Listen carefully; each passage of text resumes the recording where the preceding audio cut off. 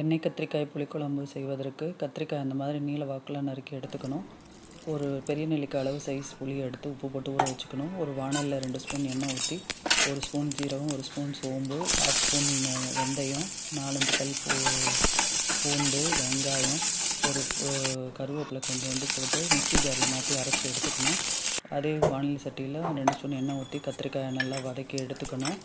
திருப்பி அதே சட்டியில் ஒரு 6 ஸ்பூன் நல்லெண்ணெய் ஊற்றி சோம்பு, ஜீரகம் போட்டு 10 பல் பூண்டு, 10 சின்ன வெங்காயம் நறுக்கி அதோட கொஞ்சம் கருவேப்பிலையும் போட்டு தக்காளியும் போட்டு நல்லா வதக்கணும்.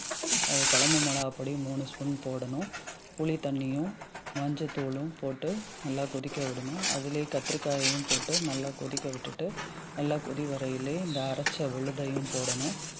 ஒரு கரண்டி அவிச்ச துவரம்பருப்பையும் போட்டு நல்லா கொதி விட்டு எண்ணெய் பொரிஞ்சோன்னு இறக்கி